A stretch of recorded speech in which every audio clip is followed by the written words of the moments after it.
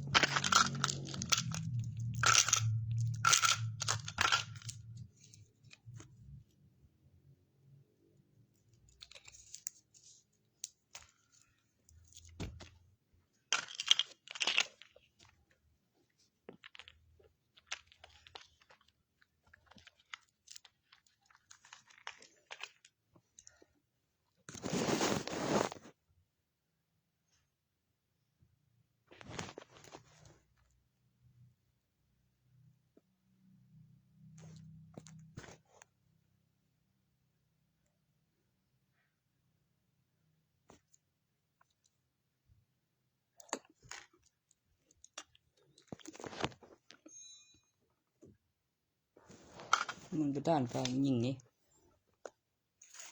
ทุกค่าเสียงนี่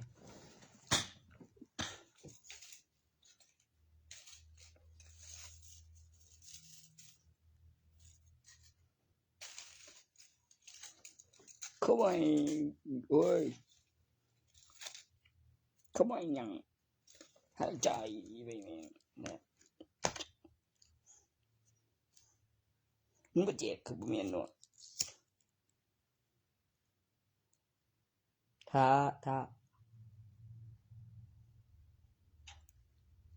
นั่งเกี่ยวเงินดิอังเงินดิยังมีผลิตอยู่นี่คือได้เลือกดีกันนะไปสอนวัวใหญ่โตมันได้หลายบ่ได้หยังวะใหญ่โตคือกูเข้มนี่บ่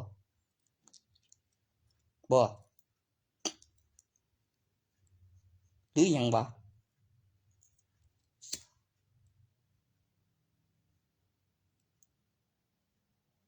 กูเข้าใจเว้ยล่ะหรือคือใส่ไง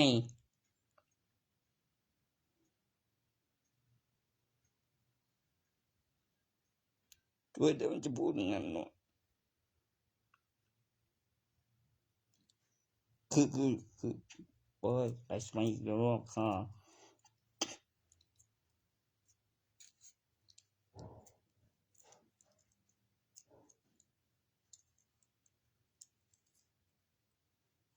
มึงหาวิธีได้บ่เสื้ออยู่ไรสมัย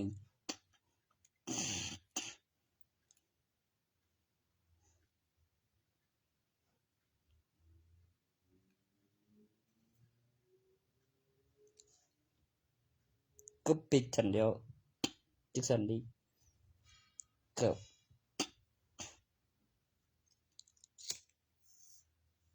พอเก็บไว้เบี้ยกู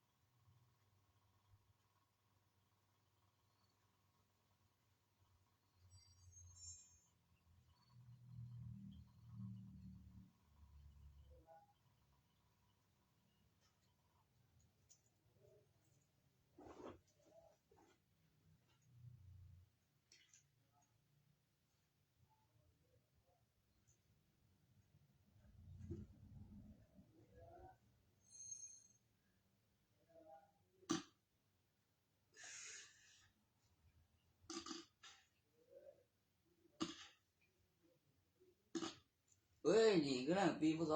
2569นึงมันสิเรื่องได้นักเรื่องได้โดนปานใดกูยังพันกูตอนกู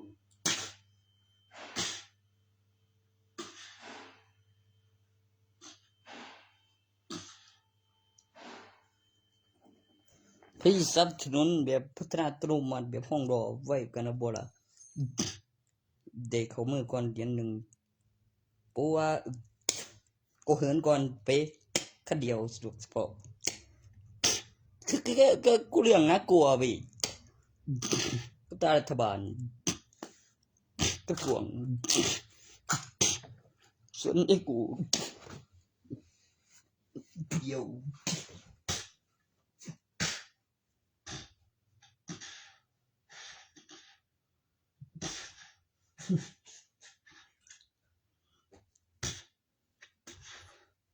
บ่แม่นดอกมันจะชูว่าที่ไปข้างกันคือบ่เฮ็ดเอาเองติ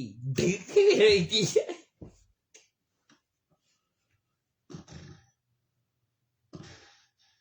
จริงสิเป็นไปได้บ่วะคิดดีกูไปอยู่ว่ากูเห็นอยู่ถึง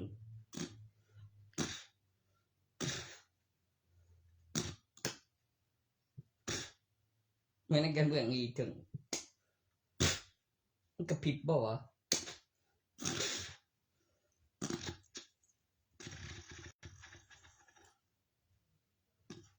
จะอยู่เศร้าบ่ว่าตัวกัน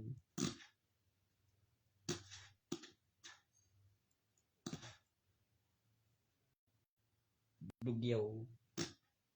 ผู้เดียวก็จำได้แอคชั่นซูเปอร์ฮีโร่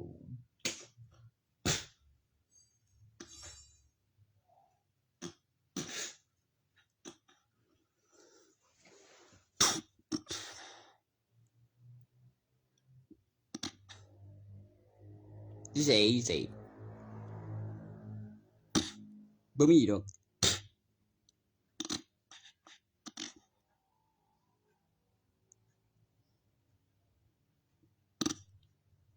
เด้เพิ่นเฮ็ดอยู่ประเทศเดียว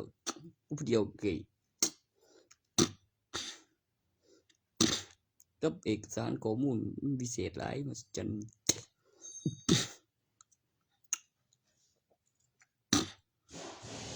ปีนึงมาใส่ไปใหม่อัปเดตมีฐานต่อประจานเจลูนั่นก็เงินเนาะอ่ะทายมา20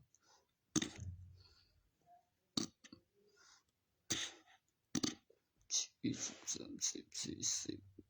50 30 40 50 60 70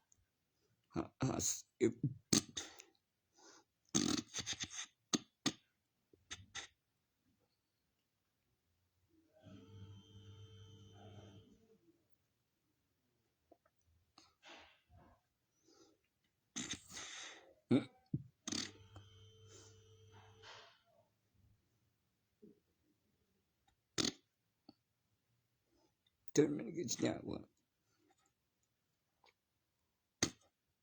Tad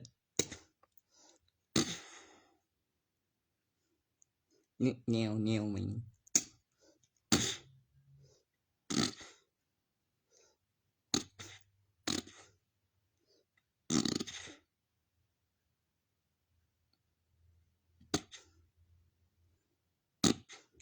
แนว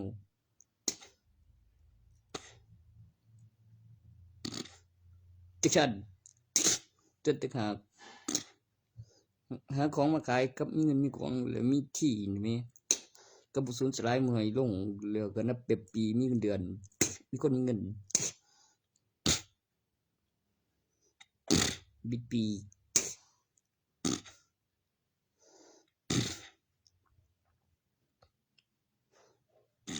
มันก็วางจันดอก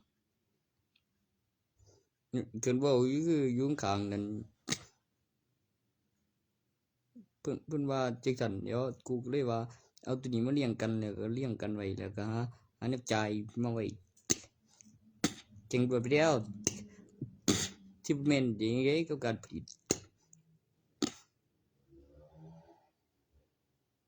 ผลิตกับพัฒนานี่แหม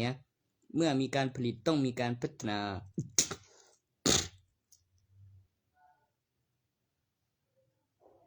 ต่อจากที่พยาน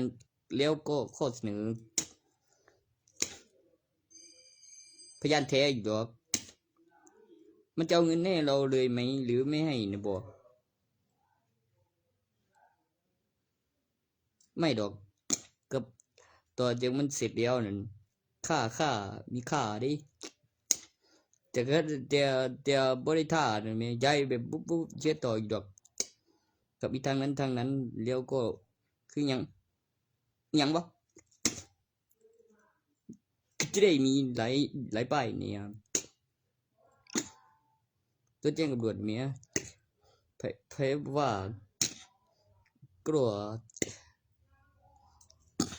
กับเลือบเฉลียน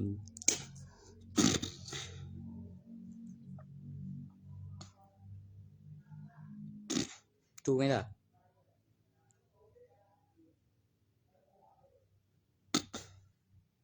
เดี๋ยวนะกูได้แผนใหม่แล้วมั้งมึงได้ยินสะเทือนอยู่ทางนู้น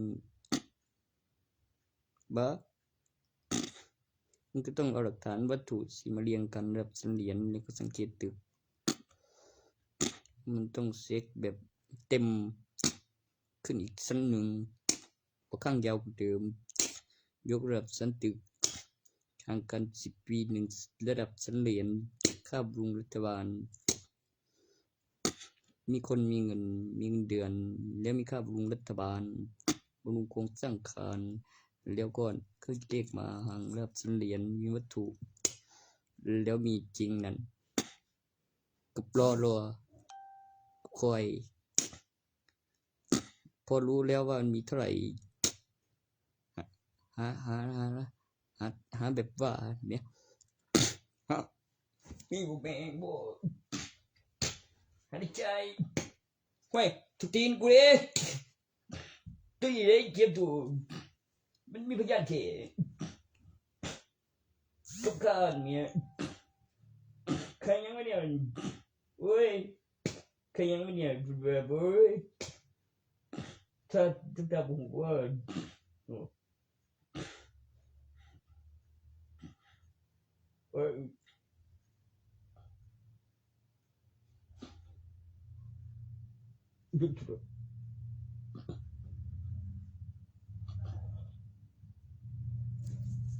เพื่อสันเห็นก่อนหมู่จังเบาหรือไทยตอดสดว่ากูได้มาไปหยังฮะก็จังกูคิดประจำอยู่เจ็บตัวน้อยๆทอดดิในใจพวกหูแล้วมันมีหลายในก็มีเงินดีอันกันที่ปีอยู่ดีครับลุงรัฐบาลบุย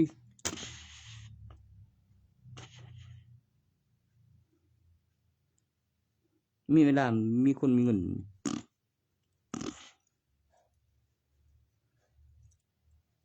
ฮะสุดดีเลย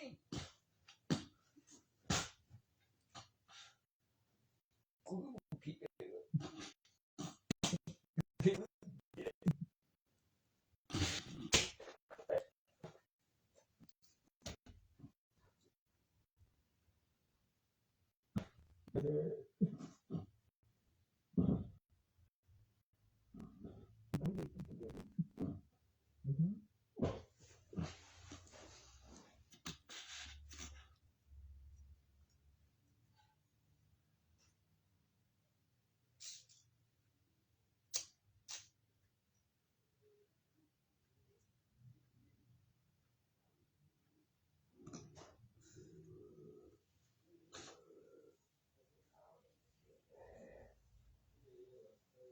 เออ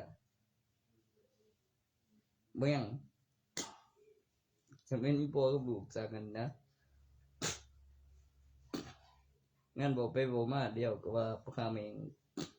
แก้วเห็นไหมวะผมว่ามันมีหลายในแต่มันยังทรีมันยังแบบ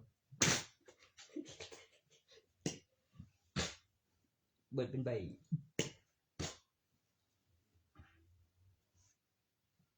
พยานเทศตัวจะเสนอไปเร็วเว้ยกูบอก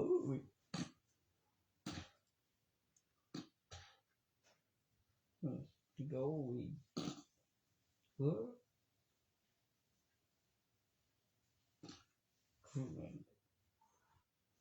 เช็คฮะ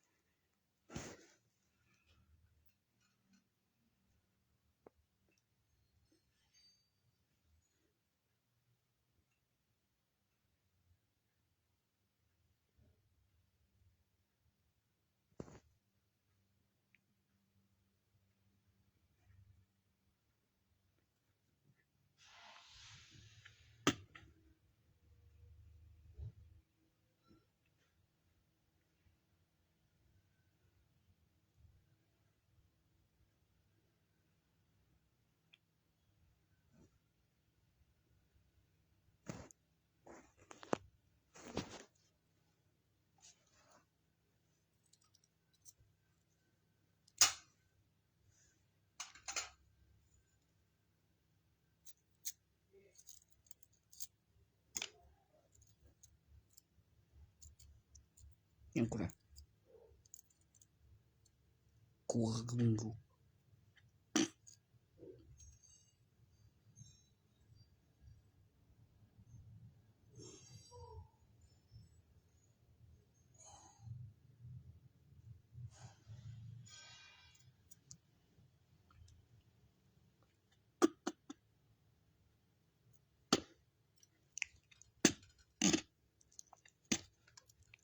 ยังกู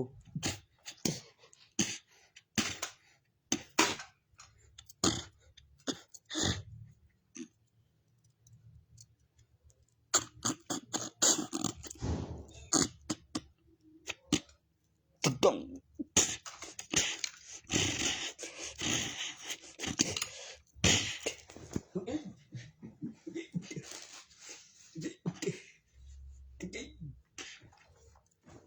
มาคบคิดกัน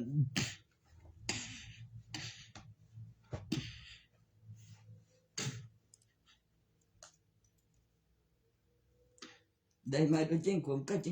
มีหลักฐานมีพยานแน่นอนมีกติกา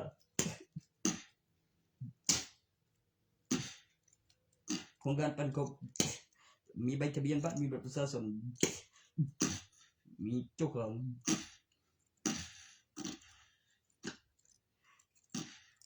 อยากจะได้คนหนึ่งบุคคลต่อจากชื่อเป็นนามสกุลของตัวเอง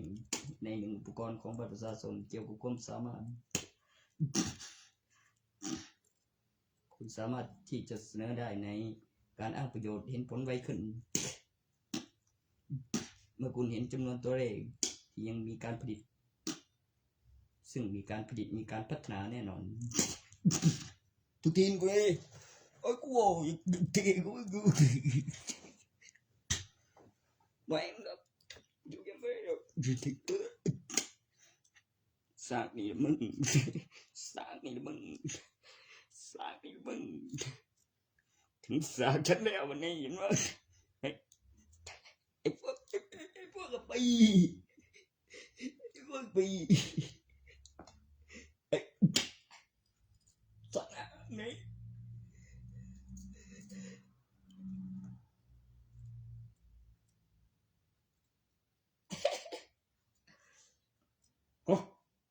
โอ้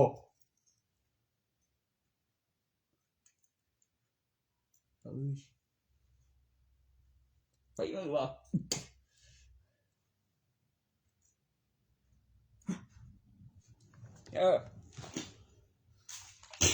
คันตัวนั้นบ่เกี่ยวมันคือสิแม่นเบิดเขา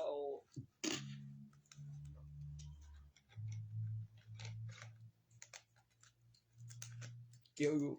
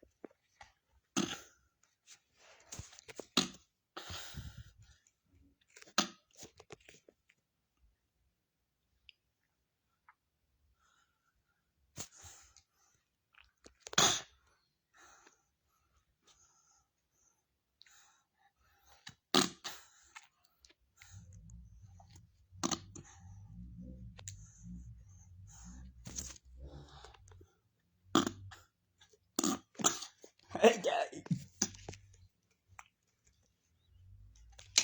แม่ง40ปีในเห็นป่ะตันติ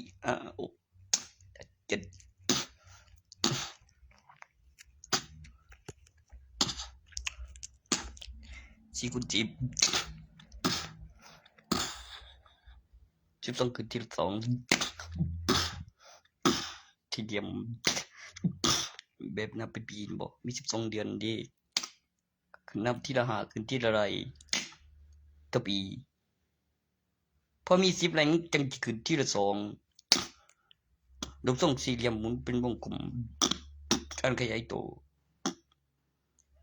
ในใบนำกับระเบียบกับ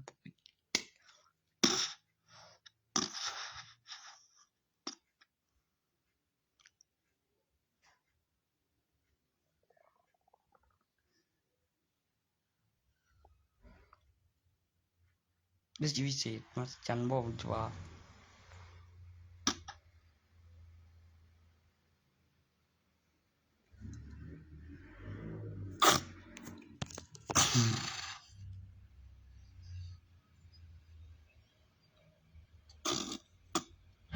มีหลายไหนวะ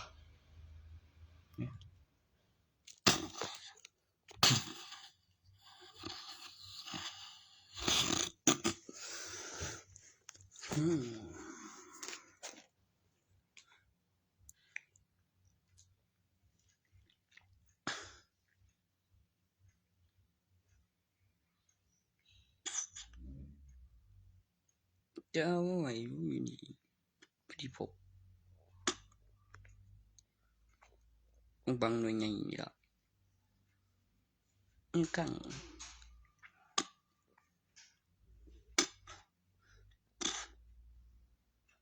จะเอาไปดำอุ้ยตรงนี้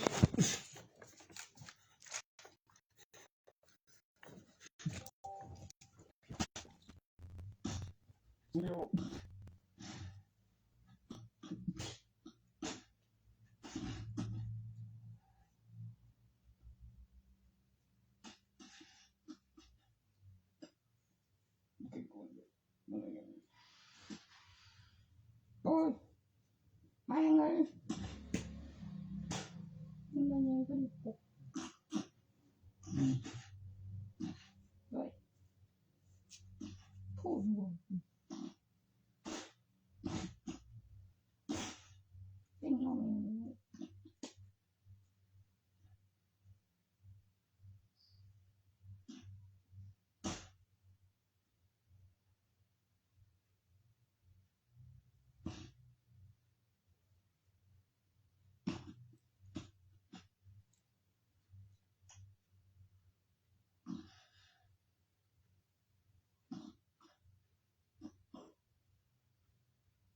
บ่ได้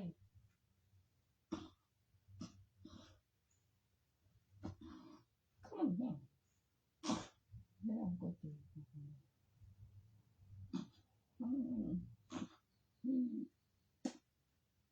โอ้ย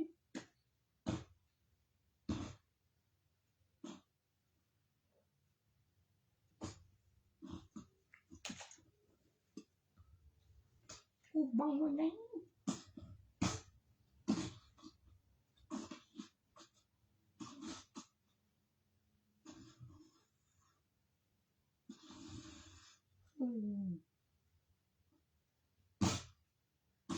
ใจ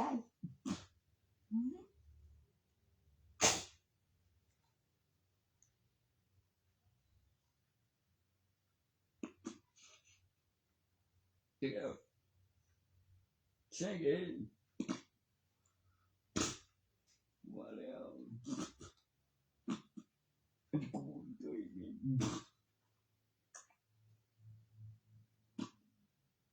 เอ้ย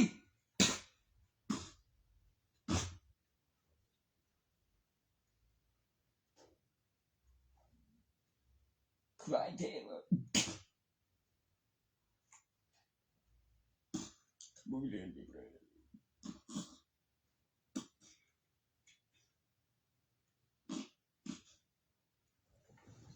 ครับแม่นอยู่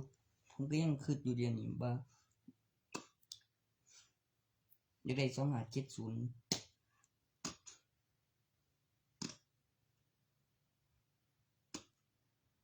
แต่มันสิมีแต่25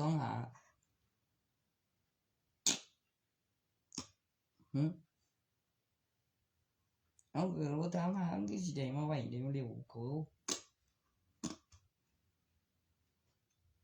กปีก็แม่นเนาะที่กูเจ็บโอ้ที่กูเจ็บแม่ง10สมัยตัว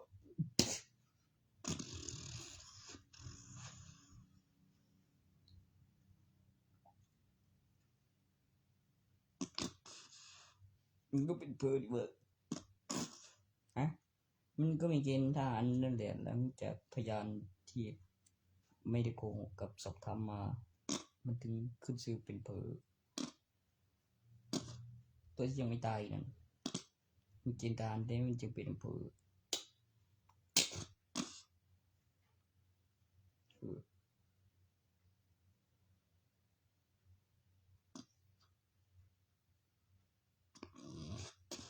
ก็ท่านไม่เรียบร้อย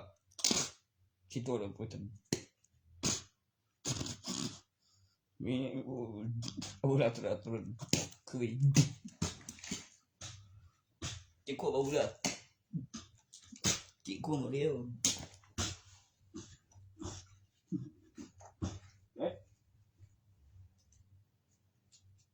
เบิดแล้วนะลักษณะว่าไหน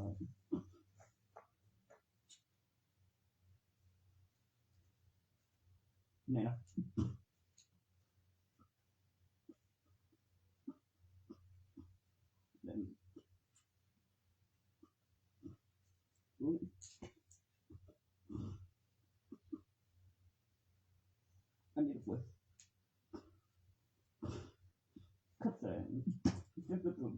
เอา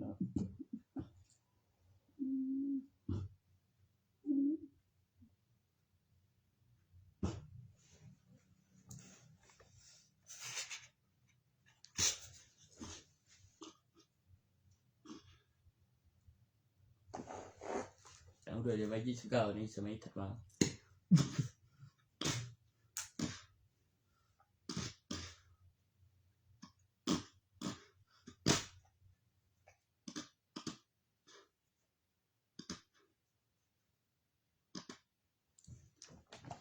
จะเวลาประสบการณ์เกิดที่คนพบตัวที่มีการพิสูจน์ว่ามีจริงมีการเกณฑ์ทหารบัตรประชาชนมีสิทธิ์อายุถึงใช่ที่มีบัตรประชาชนมากกว่าใบทะเบียนบ้านต่อจากมีใบทะเบียนบ้าน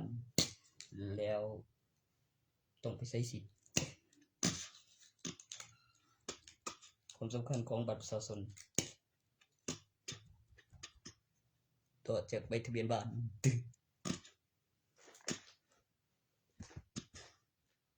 ใช้สิทธิ์เด้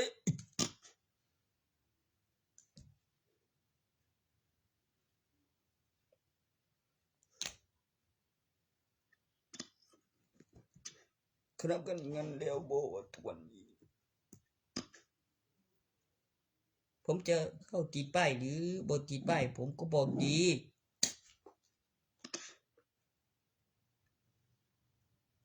บางคนก็บ่เข้าใจฮะห้ามคุยยังก็ได้บ่ให้กูบอกไผน่ะบ่อันตัวมันได้จักบาทเหลือมีเท่าไหร่นะก็ผลิตมีการพัฒนาบ่คือสิแม่นคือสิเป็นไปได้ไผอ่ะสิฮู้จบไผได้ตอบยังวะ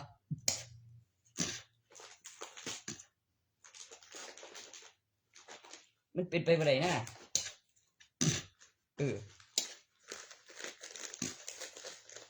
นับเดียวยังรู้อีกวีคือใครฉะนั้นนำเนี่ยฉะนั้นก็ไว้เฮ็ดผ้าดำอบขลุสมดีก็ยังโอ้ยก็เข้าไปเอามาขายเกือบใส่ไปโอ้เขาเฮ็ดต่อกันประโยชน์เนี่ยประโยชน์ก็บ่ดีหยังเจ้าได้ไปสลากลางบ้านก็ไปจัดคือเลี้ยงกันสิเครื่องแบบโอ้ดาซื่อๆก็ทุตีกูอยู่ไกลบ่ล่ะไกลก็แล้วกันแบบนี้ถึงหน้ากระหัง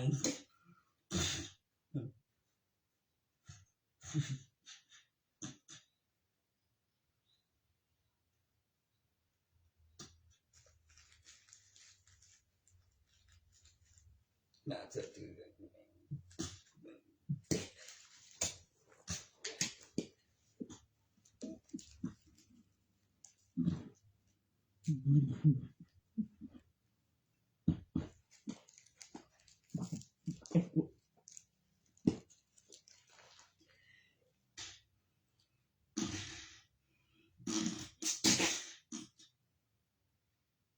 นี่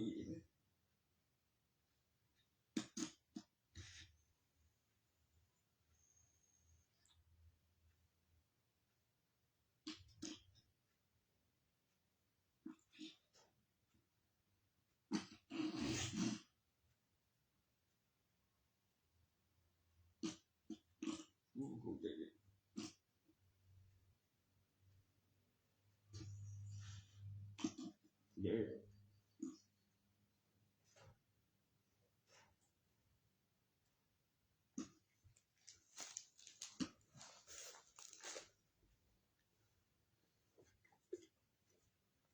ค่าหยังวะ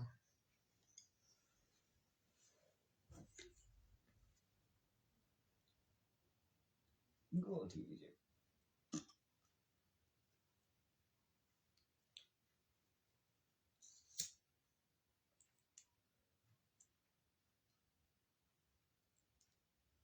โลถึงยังก็เกิดท่านอยู่ได้มีเดือดตาง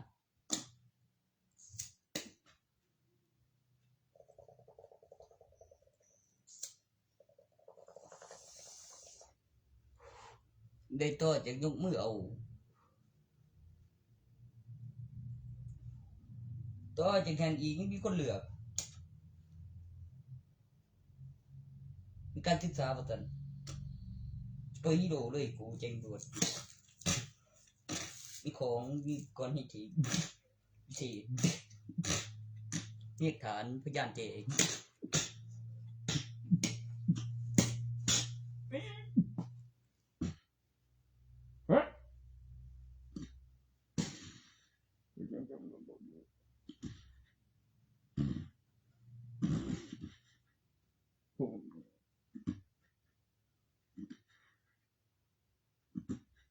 ถึงคิดว่าลูกโลกแล้ว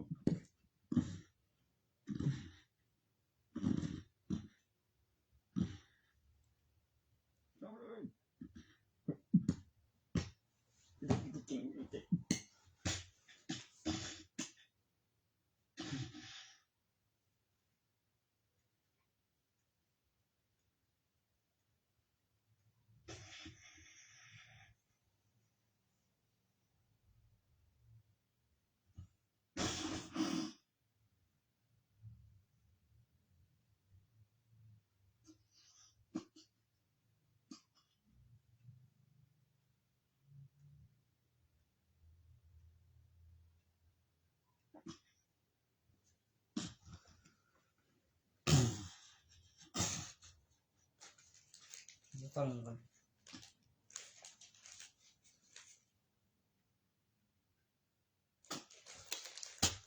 กันเอาไปบอกเลยมีเงินมันก็จิคือที่อันใจเยอะดีเยอะแต่แม่มีอาการเดียวก่อนบอกเต็มอุ้นเงินปิ่นมีเลยมีดิเช่ตีนกูตีนเดี๋ยวกูตีนมึงมีปัญหายังกูบอกฮะกูบอกมึงเดียวเองบอกมึงใช่แน่นอนเดียวมันเท่มึงทราบไปได้ไหมย้อนยังต้องมีหลักฐานวัตถุมีบินได้ไหมเรียวมีจานมีมันจริงก็นับเป็นหมดพันปีมีพันใบมากกว่าอีกวันได้ใบหลักฐานวัตถุเป็นหลักฐานเอกสารเท่เมื่อเงินอยู่กับธนาคารครบแล้วนั่นออนไลน์ซื้อผิดมีวิญญาณแน่นอนไปต่อสายคือมีเสียง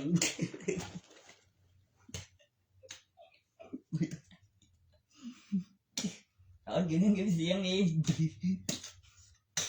nhưng mà đường của với tội tại kiểu chuyện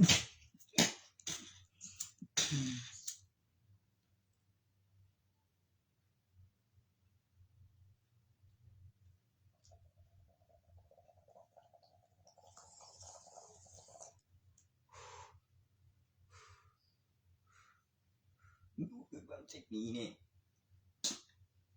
hả cái đây của đừng mày với chứ bà nằm đây đi vào sao nó sao nó nó cái bố cái gầnไปไหนเจ้าบคือกันยีบ่ล่ะ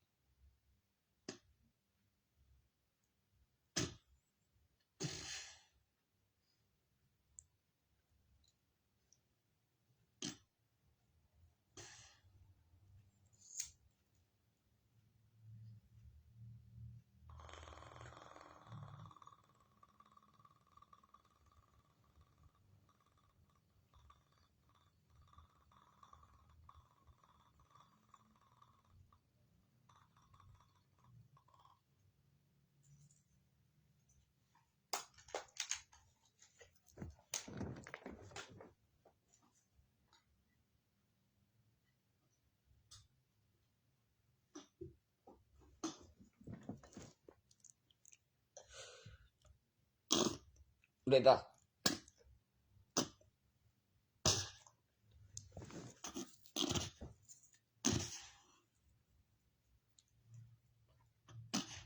ได้บ่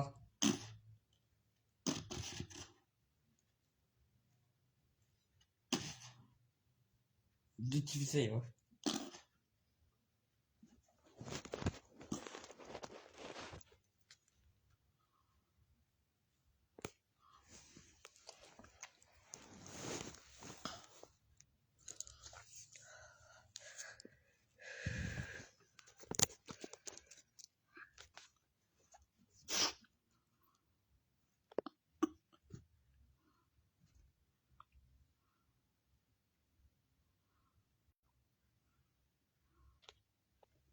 ไม่ใช่อะไร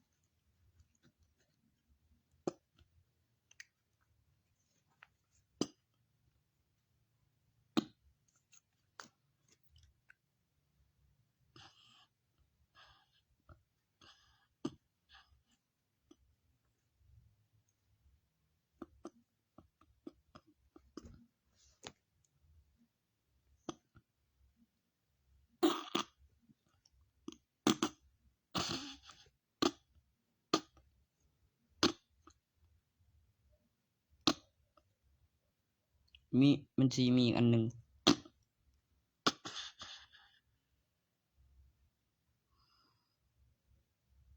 บนชั้นที่3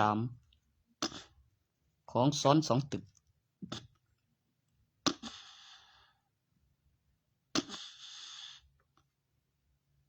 มีอีกชั้นนึงเป็นกำไร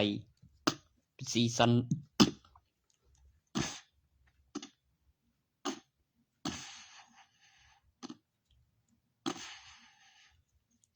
3 4 5 6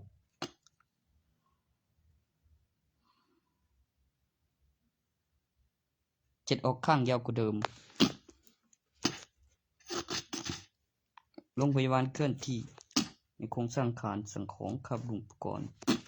ค่าหมอค่ารักษามีประกันมีคนมีเงินมีโรงเรียนกับโรงพยาบาลแล้วทำประจำทำทุกปีค่าบำรุงอุปกรณ์จ่ายค่าประกันเพิ่มเติม มีคนมีเงินเก็บค่าประกันต่างหากเป็นเงินสดมีเงินจริง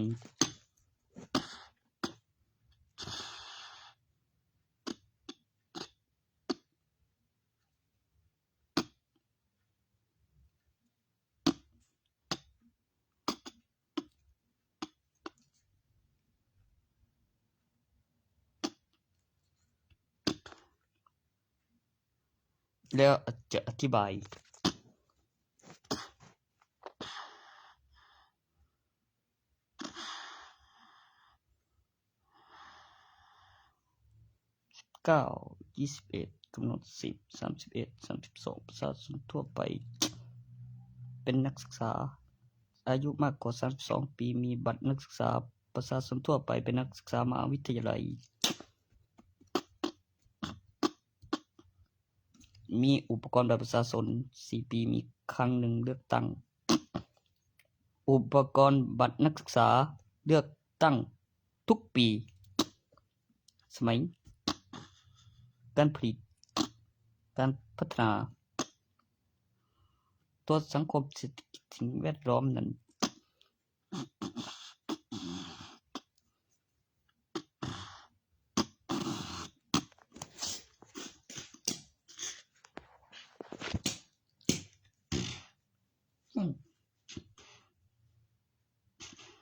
ทุกค่าประกันชีวิตนะหมอ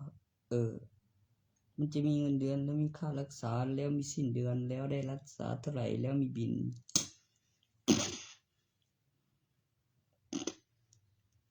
มีอุปกรณ์ต้องสั่งของก่อนตัวอำเภอมีทุนนับอย่างละ2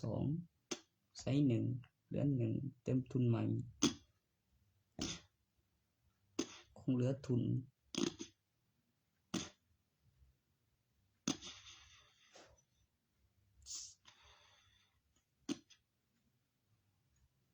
นับรอบ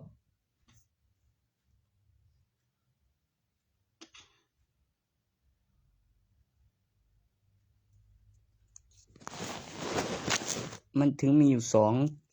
นับรอบไงมาอีกรอบ1นับอย่างละ1มีอยู่2อย่างแล้วบนอย่างที่3มันเลยมา2อย่างที่แรกใส่1เหลือ1เติมใหม่เป็นทุน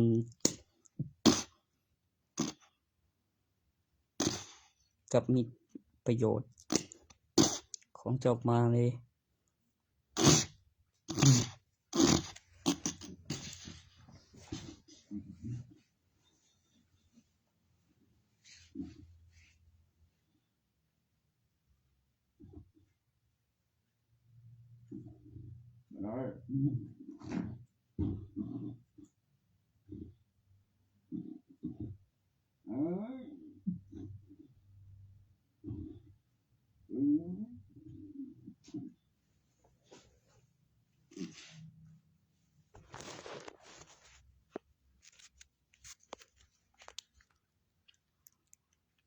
ใส่ใจเงินดาวน์ที่ไหนไรโคตรเขาอย่างว่าทุกคนเจก็บ่เห็นก็เน้นเนื้ออกนี้เดี๋ยวเขาบอกว่าก็ไปคือได้ขายกับราคาพอใจกับโฆษณาของใหม่กับเติมไว้แบบมากไปไม่ได้นับไปปีหนึ่งของใหม่มาวิทยาลัย40เต็มเพื่อ500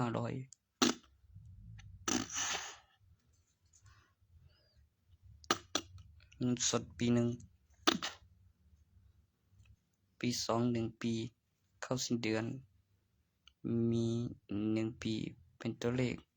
เงินจะเข้าแล้วหยุดจ่ายไปต่อแล้วก็ใน1ปีมี ปี2เคลื่อนปลดปี1ขึ้นปี2ว่าง1ปี